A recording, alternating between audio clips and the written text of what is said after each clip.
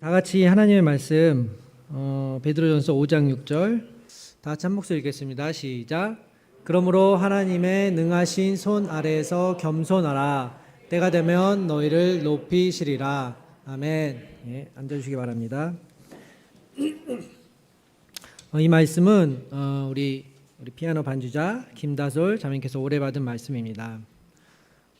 김다솔 자매는 하나님의 능하신 손 아래에서 겸손하게 되길 원하며 때가 되면 하나님께서 높아지시길 우리 주 예수 그리스도 이름으로 선포합니다. 네. 다시 한번요. 선포합니다. 네. 네. 목소리가 더 크게 나오길 바라는데 어쨌건 감사합니다. 오늘 읽었던 말씀 베드로전서 말씀인데요.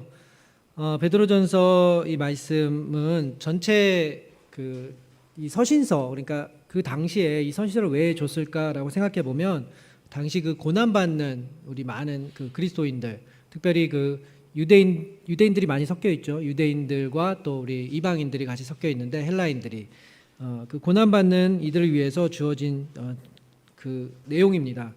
근데 그 중에서 그냥 고난이 전부가 아니라 고난 이후에 또 그 하나님께서 이제 곧 오시는데, 주님께서 이제 다시 오시는데 그 영광이 이제 곧 임할 것이라는 것을 위로해 주는 그 내용이 많이 있습니다. 근데 그것으로 이제 단지 미래만을 위해서 미래에 올 영광만을 바라는 것이 아니라 그 고난 속에 진정한 기쁨, 그 영어로 이제 조이라고 그러죠. 그 기쁨이 우리 안에 있다는 것을 다시 한번 확인시켜주고 성도들도 그것을 그 말씀을 통해서 다시 한번 용기를 얻기를 원하는 말씀이 베드로전서에 있습니다. 그래서 이 베드로 이 사도는 스데반, 우리가 그 사도행전을 읽어보면 스데반 집사가 순교한 이후, 그리고 또 누가죠? 사도, 동료 사도, 또 야고보가 또 순교한 이후 굉장히 많은 박해와 어려움이 있었기 때문에 예루살렘에서 많은 성도들이 피난을 주변 이웃 국경을 넘어서 주변 이웃 지역으로 많이 떠나갔습니다. 그렇게 흩어졌는데 그 과정 가운데 특별히 오늘 그 베드로전서는 지금의 터키 지역인 소아시아 지역으로 이제 넘어간 곳에 전해준 내용입니다. 그래서 이 지도를 보시면 베드로전서 1장 1절에 이렇게 시작합니다. 예수 그리스도의 사도 베드로는 본도, 갈라디아, 갑바도기아, 아시아와 비두니아에 흩어진 나그네 택하심, 그렇게 계속 얘기하면서 택하심을 받은 자에게 편지하노니라고 얘기합니다. 오늘은 베드로전서를 이렇게 계속 살펴볼 텐데 혹시 성경 있으시면 베드로전서 같이 이렇게 찾으시고 아니면 그 핸드폰, 셀폰에 다시 한번 이렇게 장을 열으셔서 보시기 바랍니다. 베드로 사도 자신도 이 야고보 동료 사도였죠. 같은 동료 제자였고 그 순교 이후 어떻게 됩니까? 베드로도 피신을 해서, 왜냐하면 감옥에 잡히고 본인도 이제 순교를 당할 즈음에 하나님의 도우심으로 감옥에서 이제 빠져나오죠. 천사의 도움으로. 그 이후에 사실은 베드로에 대한 내용이 사도행전 15장까지는 나오지는 않습니다. 그래서 굉장히 다른 지역으로 이제 많이 순회하고 것으로 보입니다. 그 62에서 64년 사이에 베드로, 전통적으로는 베드로 사도가 아마 64년이나 그 이후쯤, 그 시기쯤 아마 순교, 그 십자가에 거꾸로 이렇게 못 박혀서 순교했을 것으로 이제 보통 기록이 전해집니다. 근데 그 당시에 아마 그 바벨론이라는 그 지역, 여기 보시면 이제 이라크라고 지금 되어 있는 이라크라는 그 지역에 있는 교회에서 이것을 썼을 것으로 보통 추정합니다. 그래서 이 베드로전서의 마지막 장에 마지막 절에 13절에 보면 택하심을 함께 받은 바벨론에 있는 교회가 너에게 문안하고라고 얘기하면서 그 자기 주변에 있는 교회들을 같이 이렇게 소개합니다. 문안 인사를 드리면서 말씀을 마칩니다. 그래서 오늘 말씀을 좀 더 자세히 좀 보기 위해서 우리가 좀 문맥을 좀 볼 필요가 있는데요. 특별히 4장 12절에서 5장 그 마지막 말씀을 마무리할 때까지는 이러한 간단한 구조로 되어 있는데 그 4장 12절에서 19절까지가 이제 교회의 고난, 그러니까 좀 전에 봤던 그런 소아시아 지역에 있는 그런 교회들이 어떠한 고난들과 어려움 속에서 있었는지를 얘기해주고, 그리고 나서 그런 어려움 중에 있지만 하지만 그러면서 교회에 권면해주는 이야기가 이제 11절에서 5장 1절에서 11절까지 이렇게 전해줍니다. 그래서 그것도 두 부분으로 나누면, 하나는 교회 리더들인 목자들에게 5장 1절에서 4절까지 이제 얘기해주고, 엘더들이라고 그러죠. 그 다음에 이제 교인들인 이제 그의 양무리 모든 성도들에게 5장 5절에서 11절까지 이야기를 전해줍니다. 그러면서 5장 5절에 이렇게 얘기합니다. 젊은 자들아, 우리 오늘 그 일부 예배 때 드렸던 우리 신혼부부라든지 아니면 우리 다솔 자매처럼 이렇게 젊은 자들, 우리가 나이가 보통 20대에서 30대에 저희가 보통 젊은 자 하면 그렇게 생각하지만 보통 이 당시에 헬라어가 쓰였을 당시에는 엘더들, 그러니까 교회 리더들 외에는 일반적으로 그냥 다 젊은 자들아 이렇게 얘기합니다. 그러니까 구약에서도 이스라엘 사람들 일반적으로 얘기할 때는 하나님의 자녀들, 그러니까 children이라는 단어가 쓸 정도로 다 하나님의 백성들, 하나님의 자녀들 이렇게 얘기해서 나이에 관계없이 하나님 앞에 이렇게 따라오는 팔로워들, 하나님의 그 몸된 교회 안에서 따라오는 자들을 이렇게 젊은 자들아 이렇게도 이야기를 합니다. 그래서 젊은 자들아, 이와 같이 장로들에게 순종하고 이렇게 얘기합니다. 그 교회 리더들에게 순종하고 다 서로 겸손으로 허리를 동이라. 하나님은 교만한 자를 대적하시되 겸손한 자에게 은혜를 주시느니라. 그러므로 하나님의 능하신 손 아래에서 겸손하라. 때가 되면 널 높이시리라. 이렇게 얘기합니다. 그래서 오늘 저희가 읽었던 본문의 말씀은 바로 이 구절 중에 하나님의 그러므로, 이렇게 그 결론적으로 그러므로 하나님의 손 아래에서 겸손하라 이렇게 얘기합니다. 그래서 여기를 보시면 겸손이라는 단어가 3번이나 나옵니다. 험블. 저희가 좀 더 이제 그 내용을 좀 더 살펴보기 원하는데요. 이 말씀을 나누기 전에 한 예화를 여러분께 한 일화를 한번 들려드리고 싶은데,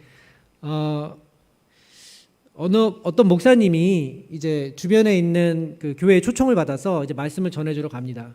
그래서 이제 그 주가 다가와서 이제 그 교회 전화를 합니다. 그랬더니 전도사님께서 받으셨어요.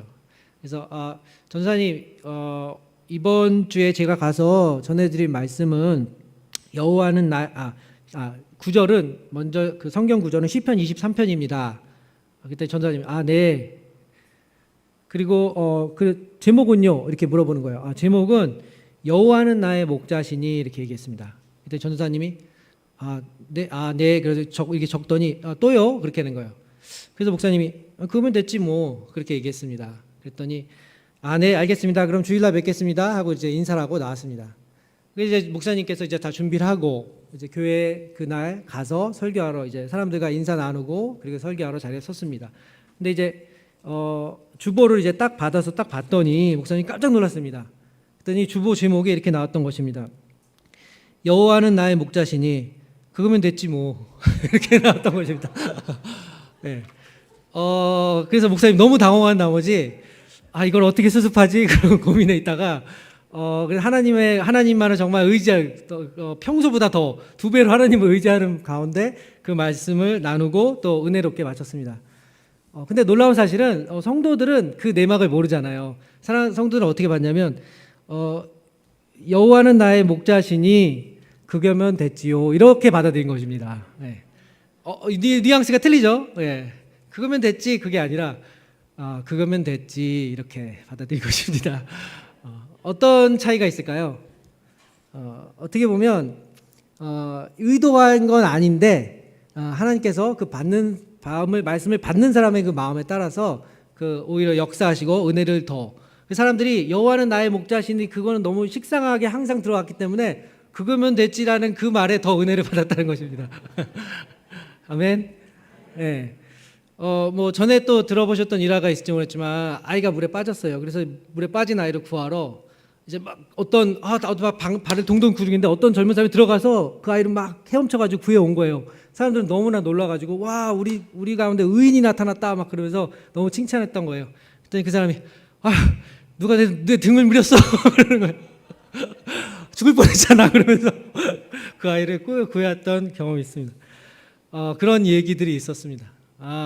우리 선교사들 저희도 이제 선교지에서 이게 다른 선교사들과 이런저런 얘기를 나눠보면 굉장히 그와 비슷한 재미있는 상황 가운데서 어떻게 하나님께서 부르셔서 이렇게 선교지까지 오게 됐는지 그런 얘기도 듣습니다. 무엇을 얘기하는 겁니까? 우리가 때로는 하나님 앞에 정말 하나님 앞에 하나님의 온전하게 100% 뜻대로 살고 싶지만 그렇게 하지 못하고 그냥 내 중심적으로 살아가고 있는데 하나님이 어떻게 보면 등 떠밀어서 가는 것처럼 그 가운데서 하나님께서 역사하시는 일들이 일어난다는 것입니다. 아멘. 예. 예, 그래서 오늘의 특별히 저희들이 말씀 같이 좀 나눠보기 원하는데 올 한 해를 이제 목장이라는 그 주제로 저희가 이제 같이 나누고 있지 않습니까? 참 하나님께서 우리 또 다솔자매가 이 뽑은 그 말씀을 통해서 참 영어로는 타이밍이라고 그러는데 이 정확한 또 시기에 하나님께서 주신 말씀이 아닐까 합니다. 그래서 이제 목자와 그 양들과의 그 관계 그거를 한번 살펴보고자 합니다. 멋있죠, 그죠? 어떤 그림일까요? 양들이 보이고 양들이 푸른 초장에 이제 그 풀을 먹는 장면입니다. 어디서 나온 사진일까요? 대관령? 그 이스라엘의 나사렛 아시죠? 예수님이 태어난 그 나사렛에 있는 양들이 이렇게 풀을 먹고 있는 장면 하나 이렇게 찍었습니다. 저도 작년 여름에 우리 성서침례 목사님들과 같이 이스라엘을 방문하고 또 같이 함께 정말 즐거운 추억을 만들 계획을 가졌는데 이놈의 코로나가 모든 것을 다 엉망으로 뒤죽박죽돼서 취소됐습니다. 우선 사진만이라도 이렇게 만족하고 자 이것을 보면 여기 목자가 양들이 나오죠. 목자는 사진에 나오진 않지만 한번 생각해 보기 바랍니다. 우리나라는 사실 뭐 양을 키우는 민족이 아니었기 때문에 사실 저도 사실 양을 키워본 적이 잘 몰라요. 되게 이렇게 지식적으로만 아는 거지만 이 양들 어떻게 키워야 될까요?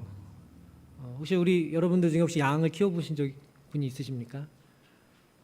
네. 그 말씀 5장 2절에 이렇게 얘기합니다. 사도 베드로가 너희 중에 있는 하나님의 양 무리를 치되 이렇게 얘기합니다. 이 구절 이야기하기 바로 그 전 구절에 나도 함께 장로된 자요 이렇게 얘기합니다. 그러니까 베드로도 목양을 하면서 물론 사도로서 돌아다니면서 또 사역을 했지만 목양을 하면서 나도 장로된 자요, 나도 셰퍼드라고 얘기합니다. 목자로서 양무리를 치고 얘기합니다. 근데 여기서 좀 주목해 볼 단어가 하나 있는데요. 여기서 양무리를 치다라는 단어 어떤 의미가 있을까요? 치다. 이 치다라는 단어는 이제 헬라어로는 포이마이노라는 단어인데 영어로는 shepherd 그리고 feed라는 단어로 이제 번역이 될 수 있고요. 그리고 한국말로 이제 목양하다, 돌보다, 기르다 이렇게 번역이 될 수 있습니다. 그러니까 마치 아이를 부모가 키우듯이 돌보고 필요하죠. 기르는 게 필요하죠. 먹이는 것도 필요하죠. 네, 그와 같은 단어로 쓰였던 것입니다. 양무리를 치되. 그러니까 아마 예전에 번역이 돼서 치대라는 말이 치다. 이것이 때로는 이렇게 좀 잘못된 어감으로 다가올 수 있는데 원래의 뜻은 그와 같은 것입니다. 그러니까 목자가 양들을 잘 돌봐주듯이. 근데 재밌는 것은 이 성경 요한복음 21장 16절에 이 같은 단어가 이제 여기 쓰입니다. 내 양을 치라라는 단어. 어디서 나온 말씀이죠? 여러분 많이 들으셨던 말씀입니다. 그것은 예수님께서 죽으시고 부활하셔서 베드로를 다시 만나셨을 때 요한의 아들 시몬아 내가 나를 사랑하느냐 이것을 물으셨던 그 장면입니다. 그러면서 주님 베드로가 이렇게 얘기합니다. 그러하나이다. 내가 주님을 사랑하는 줄 주께서 아시나이다. 그래서 뭐라고 합니까? 그랬더니 주님께서 이르시되 내 양을 치라. 포이마이노 이렇게 얘기합니다. 내 양을 치라라고 얘기합니다. 이 포이마이노 목양하다라는 그 말은 바로 베드로가 이 편지를 쓰기 이전 30년 전에 부활하신 주님으로부터 직접 들었던 그 말씀입니다. 여러분 베드로가 예수님을 만났을 때 예수님께서 베드로에게 3번을 질문합니다. 베드로야 내가 날 사랑하냐? 사랑하느냐? 이렇게 물어봅니다. 3번을 질문합니다. 왜 3번이었을까요? 성경에는 답이 나오진 않습니다. 근데 혹시 생각해 본 적 있습니까? 왜 3번을 예수님께서 질문했을까요? 베드로에게. 저는 개인적으로 제가 느끼기에는 말씀을 읽으면서 베드로가 3번을 부인했지 않습니까? 그래서 예수님께서 3번을 베드로에게 이야기를 하지 않나 합니다.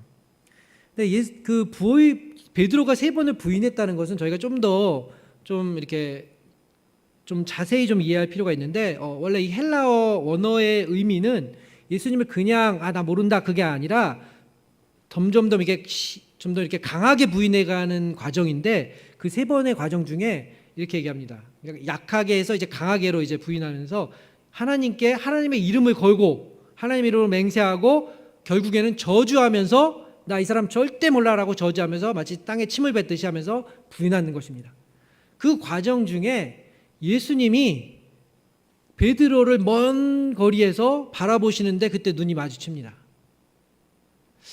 베드로 주님이 십자가를 지고 주님이 이제 곧 죽을 거라는 얘기를 들었을 때 주님 절대 그럴 수 없습니다. 제가 주님을 위해서 싸우겠습니다. 다른 사람은 다 부인해도 저는 부인하지 않을 것입니다. 이렇게 얘기했던 베드로였습니다. 그리고 예수님을 체포하는 그 겟세마네 동산에서 또 용기 있게 칼을 꺼내서 그 종의 귀까지 잘랐던 그 용기가 있었지만 궁극적으로는 결과적으로는 예수님을 강하게 부인하고 강하게 저주하고 떠났던, 영어로는 컬스라고 그러죠. 정말 컬스하고 하나님의 이름으로 떠났던 그런 모습이 있었습니다. 그리고 어떤 일이 일어납니까?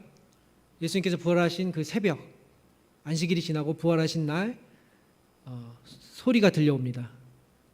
예수님이 없어졌다. 처음에는 없어졌다. 그래서 긴가민가합니다. 이게 정말 누가 훔쳐간 건가? 이런 신난한 그런 그 여러 가지 마음이 섞여 있던 가운데 예수님이 그 제자들에게 나타나시고 성경에는 기록이 되어 있지 않습니다. 그리고 예수님의 증명하시고 본인이 살아나셨다고 그리고 어디서 만납니까? 갈릴리 호수로 가서 다 같이 만나게 됩니다. 거기서 제자들이 다시 올라갔을 때 예수님을 볼 수 없었습니다. 그래서 물고기를 밤새 잡으면서 그물을 치고 있습니다.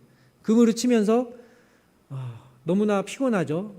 그리고 머리는 심란하죠. 예수님은 나타나는데 그 일에 손에 잡히지 않습니다. 계속 그 일을 하고 있는데 아침에 동이 틀 때 저 먼치에서 어떤 사람이 저쪽으로 한번 던져보라고 얘기합니다. 그래서 저쪽으로 던졌더니 너무 많은 물고기가 잡혀서 이거를 들기가 힘들 정도로 예수님을 베드로가 물론 예루살렘에서 처음에 만났지만 나중에 갈릴리아에서 나중에 3년 전에 만났을 때 예수님이 그 그물을 던져보라 했을 때 그물을 던졌을 때 어떻습니까? 그물을 걷다가 찢어졌습니다.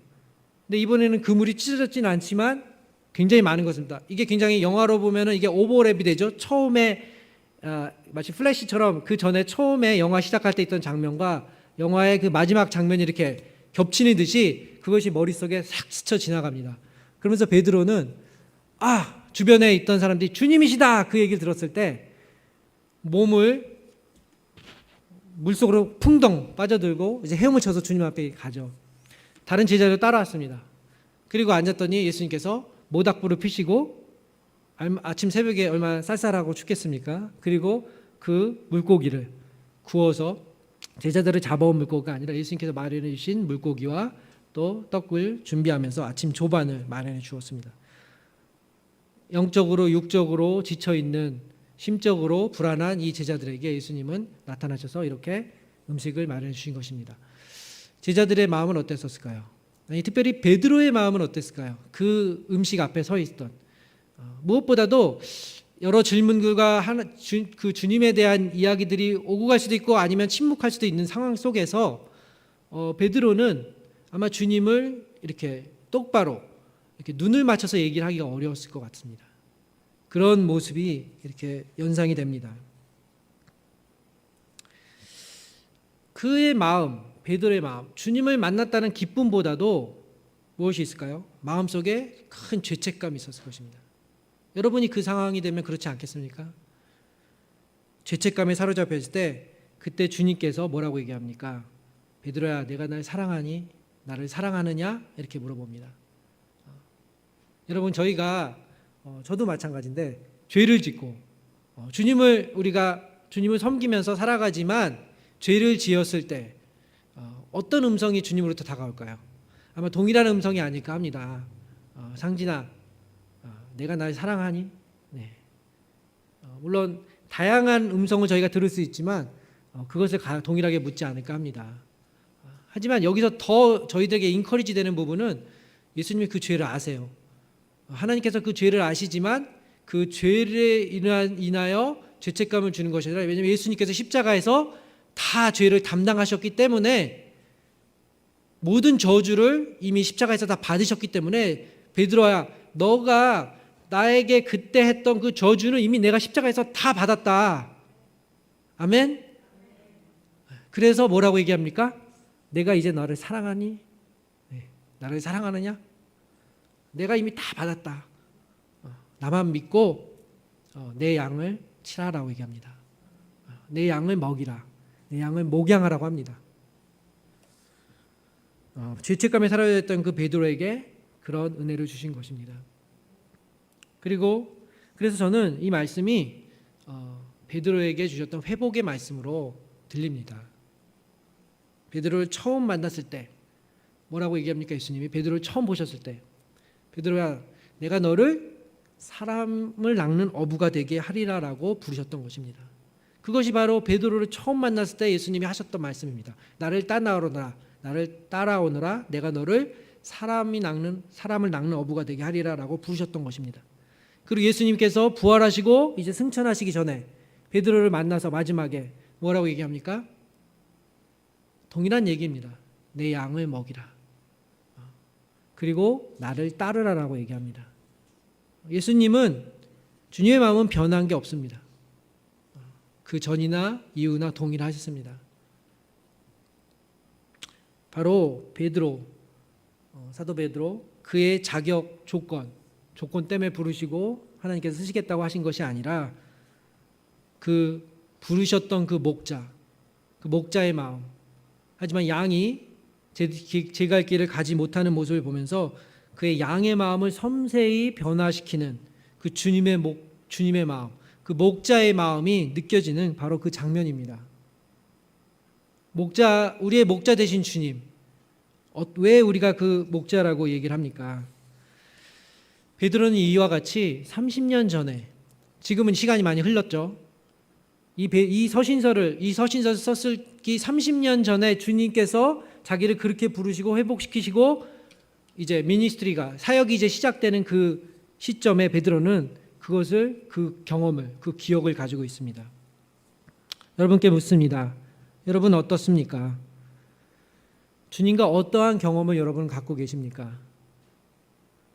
베드로처럼 똑같은 경험은 아닐지언정 우리 주님께서 우리 주님과 함께 씨름했던 시간, 주님으로부터 그 힘을 공급받았던 시간, 그런 경험을 갖고 계십니까?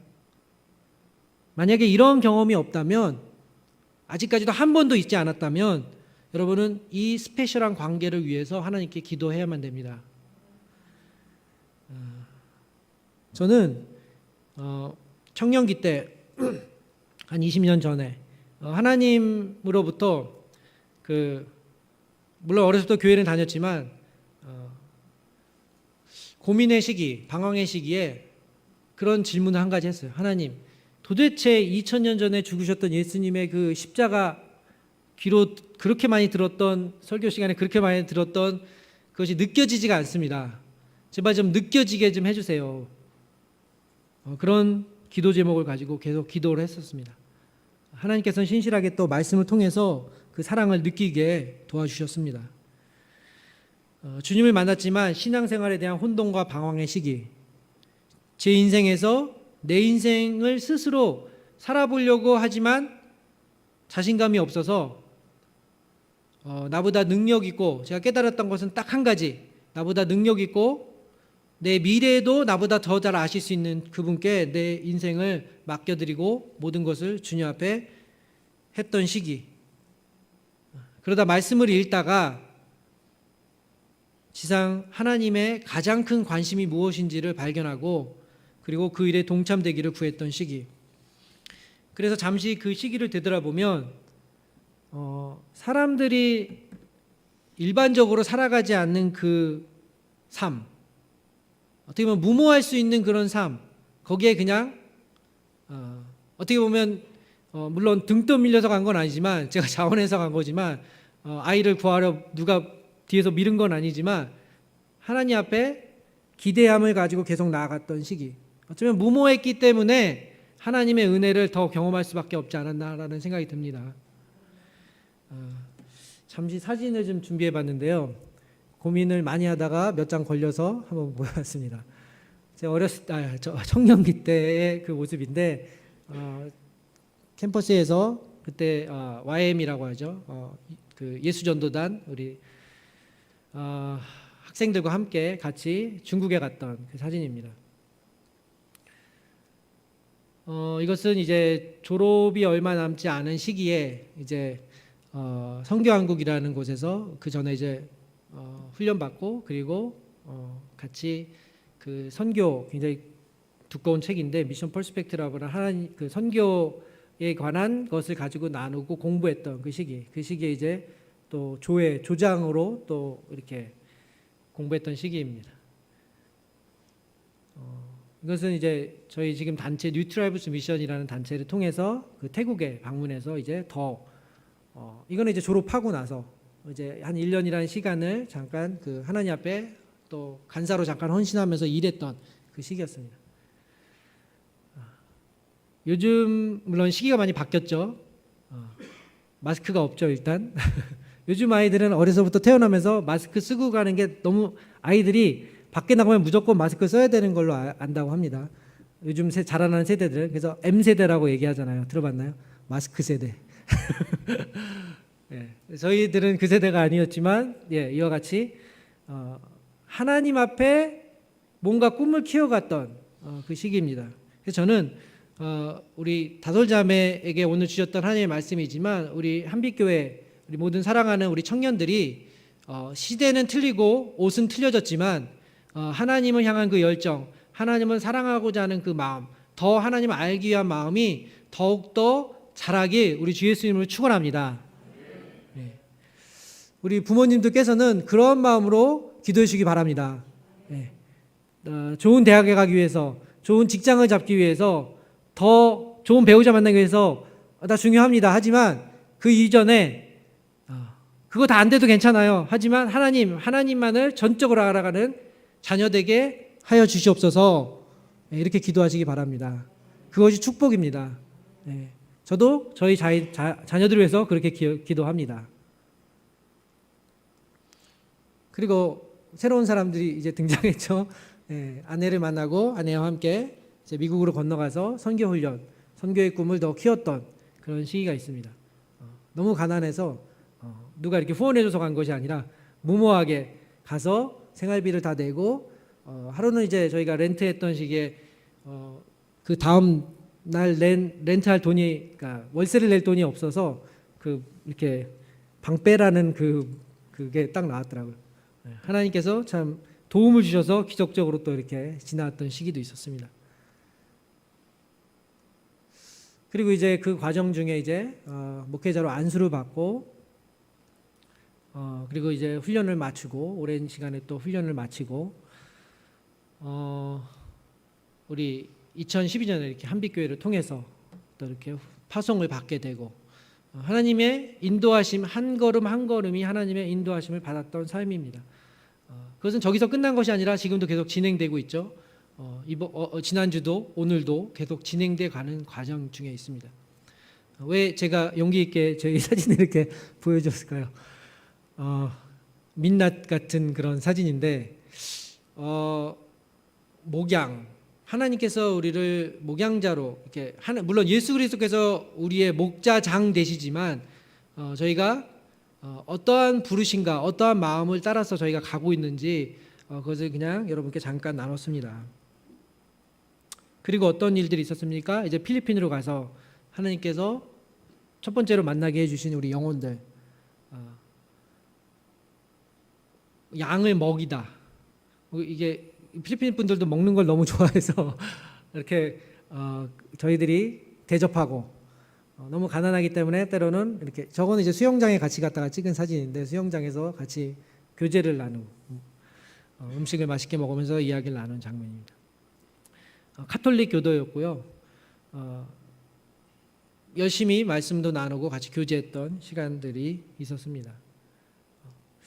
결과에 관계없이 하나님 말씀 계속 나누는 거, 그 사람들이 필요할 때 찾아가서 이렇게 나눴던 시기들, 또 언어를 같이 공부하면서 또 나눴던 하나님 말씀을 부족한 언어지만 그래도 같이 말씀을 찾아보고 나눴던 시기들. 그리고 이 청년은 지금 목회자 과정을 지금 밟고 있습니다. 네.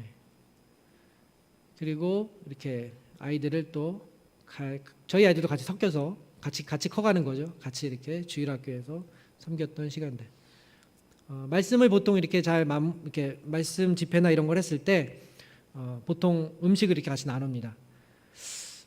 이게 그 말씀을 나눌 때도 기쁨이 있지만 그 말씀을 다 나누고 같이 교제할 때 기쁨이 2배가 됩니다. 그래서 참 뭐라 그럴까요?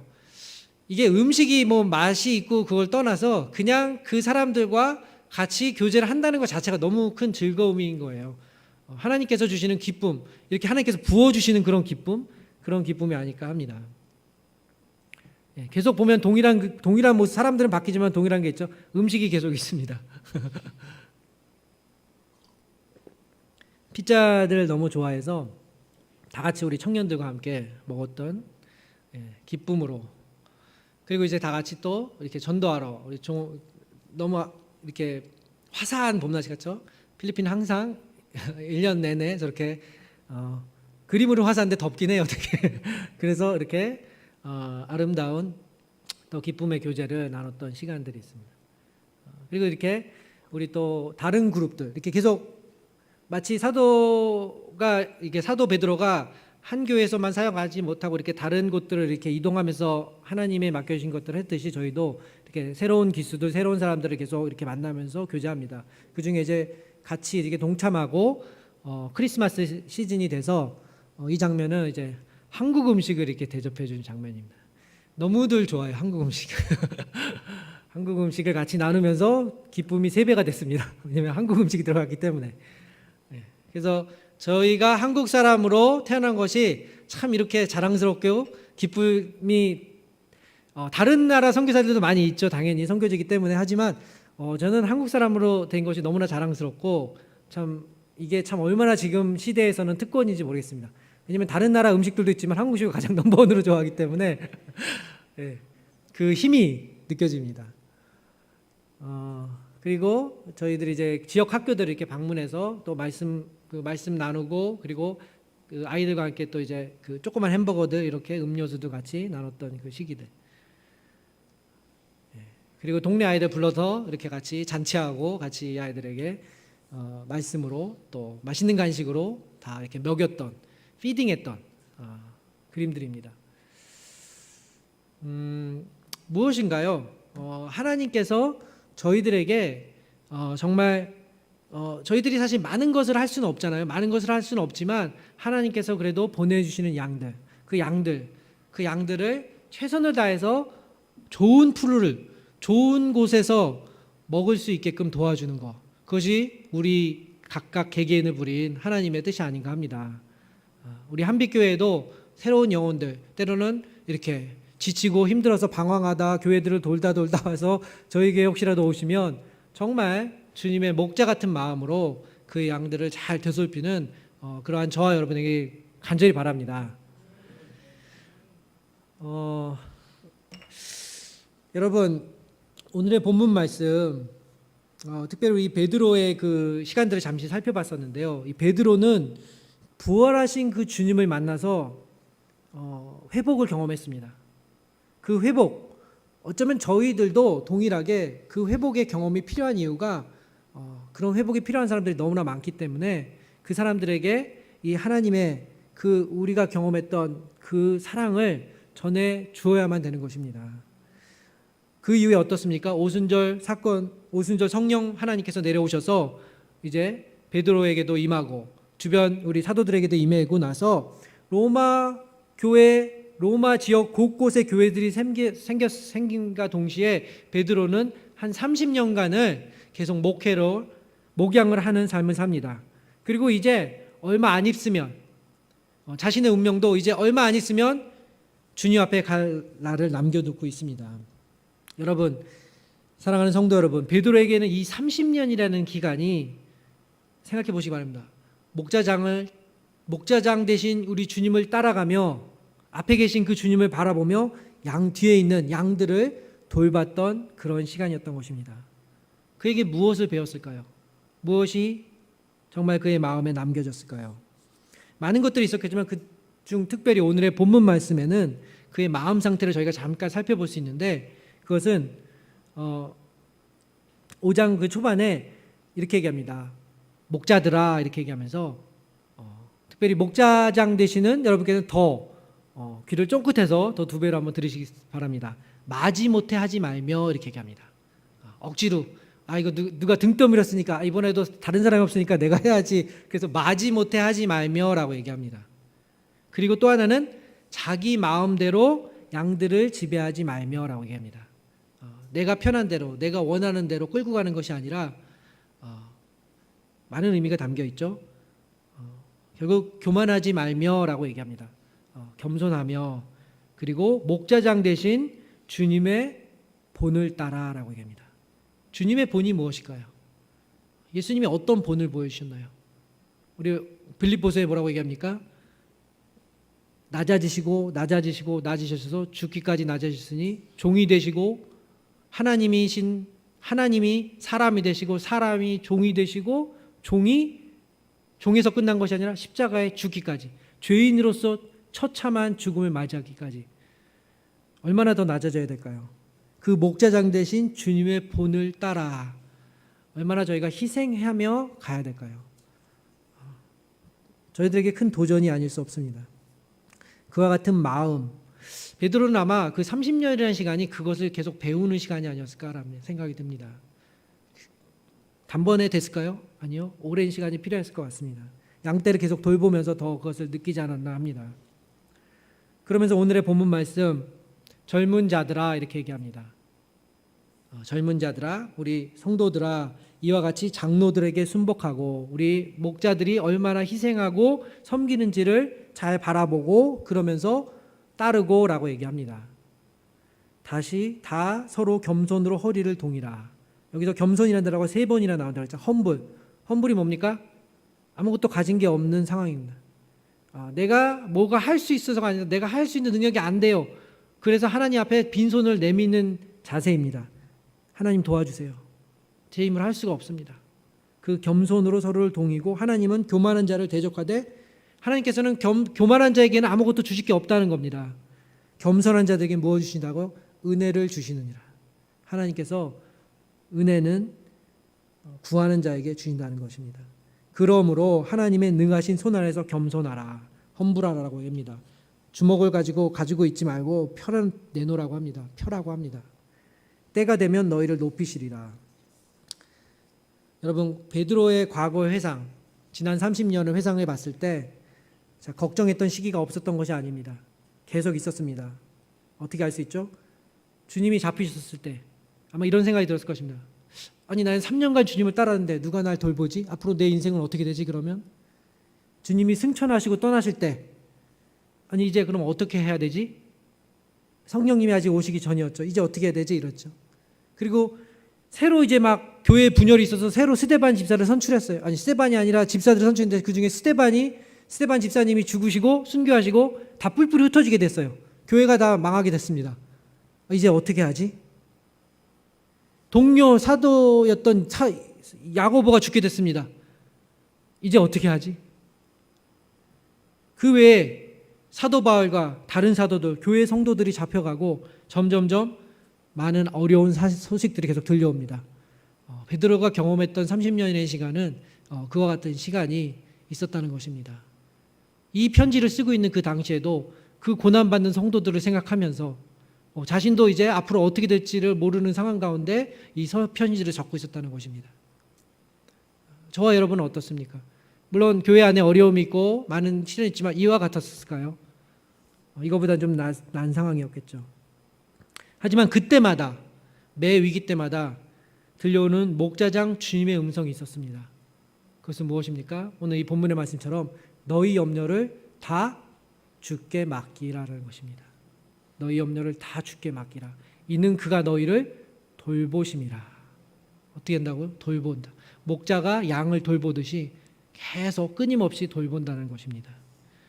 여러분, 자신의 능력으로 할 수 없어서 겸손히 주님 앞에 맡길 때 어떻게 한다고? 위기의 순간마다 주님께서 돌보신다는 것입니다. 은혜를 경험한 것입니다. 베드로는 매 순간마다 은혜를 경험할 수밖에 없었습니다. 그것을 지금 교인들에게 나누는 것입니다. 즉 하나님의 능하신 손 아래, 하나님의 손, 능력을 얘기하죠. 하나님의 그 능하신 손, 여러분 선한 능력입니다. 저는 그 찬양을 너무 좋아하는데 디트로이트 본 해퍼가 그 감옥에 있을 때 그 적었던 그 시를 이제 찬양으로 만든 선한 능력이라고 그러죠. 그 선한 능력이, 하나님의 그 선한 능력이 도와줍니다. 그러면 하나님의 그 선한 능력의 그 손 아래서 겸손하라라고 얘기합니다. 왜냐하면 때가 되면 너희를 높이시리라고 얘기합니다. 여러분, 이처럼 하나님의 능하신 손을 경험했던 베드로는 자신이 위기의 때마다 주님의 은혜를 경험했던 것, 이것을 우리 사랑하는 교인들, 교회의 젊은이들, 특별히 고난과 역경 가운데 있던 그 그리스도인들에게 같은 그 주님의 은혜를 경험하기를 원했습니다. 그래서 이 엑기스 되는 말씀을 이 서신서의 마지막에 적고 있는 것입니다. 여러분, 이제 말씀을 마무리합니다. 특별히 이 구절 중에 때가 되면 너희를 높이리라는 말씀은 어떤 의미가 있을까요? 여러분에게 적용해 본다면 어떤 의미가 있을까요? 내가 이제 목자로 너무 목원으로 너무 오래 있다 보니까 나도 이제 좀 목자가 돼서 좀 내 위치를 한번 높여보리라 이것입니까? 그런 의미일까요? 아니면 내가 좀 말단 사원을 있을 때 좀 회사에서처럼 좀 승진날을 바라보다가 승진하게 될 것을 기다리는 것일까요? 어떤 의미로 이 구절을 줬을까요? 때가 되면 너희를 높이리라. 우리가 좀 전에 살펴봤던 것처럼 베드로는 자신의 과거를 되돌아봤을 때 어땠습니까? 주님이 해주셨던 말씀이 이제 있습니다. 내 양을 먹이라. 근데 거기서 끝나는 것이 아니라 사실은 베드로가 자신의 미래를, 자신이 어떠한 죽음으로 죽을지를 물어봅니다. 그래서 뭐라고 그랬냐면 저는 어떻게 됩니까? 주님이 말씀하셨듯이 주님의 십자가를 지고 계속 주님을 따라가면 제 삶은 그럼 어떻게 되는 겁니까? 라고 물어봤더니 이렇게 얘기합니다. 주님께서는 내가 젊어서는 스스로 띠뛰고 원하는 곳으로 다녔거니와 늙어서는 내 팔을 벌리니 남이 내게 띠띠우고 이렇게요. 띠띠우고 뭐죠? 잡혀가는 거죠, 그렇죠? 죄인으로서. 그러니까 순교당할 것을 얘기합니다. 주님이 그렇게 죽었듯이. 그래서 띠띠우고 원하지 않는 곳으로 데려가리라라고 얘기합니다. 이 말씀은 베드로가 어떠한 죽음으로 하나님께 영광을 돌릴 것을 가리키심이라라고 얘기하면서 예수님께서 뭐라고 얘기하면 나를 따라오너라 이렇게 얘기합니다. 나를 따르라. 네. 엄청난 말씀이죠. 단지 때가 되면 베드로가 높아진 것을 경험해서 그런 것일까요? 그렇지 않죠.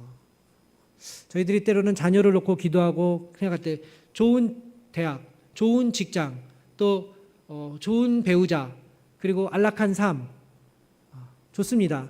하지만 한번 생각해 보시기 바랍니다. 그것이 전부인가요? 하나님께서는 우리 베드로를 불렀을 때 때가 되면 너희를 높이리라.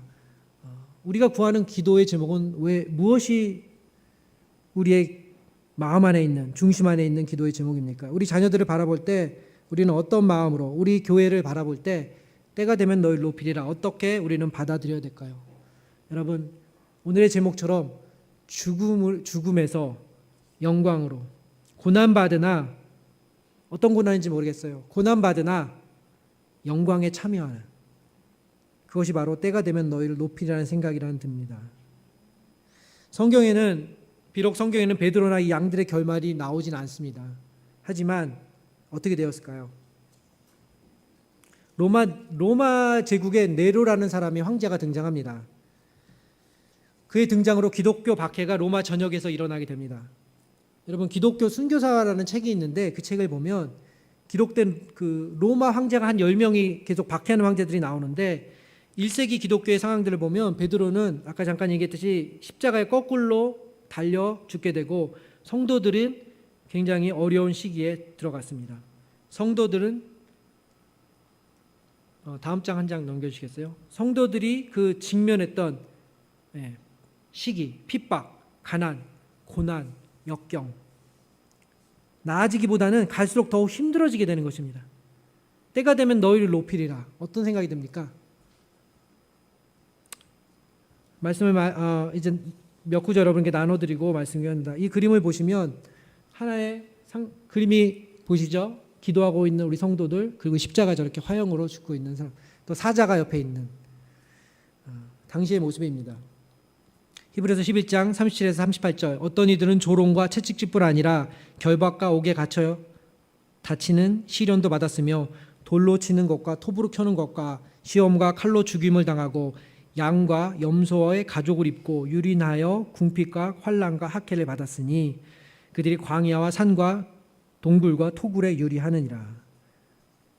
고린도후서 6장 4절에서 10절, 환난과 궁핍과 고난과 매맞음과 갇힘과 난동과 수고로움과 자지 못함과 먹지 못함 가운데서도 이렇게 얘기하고, 고린도후서 4장 8절에서 10절, 우리가 사방으로 우겨싸임을 당하여도 박해를 받아도 버림받지 아니하며,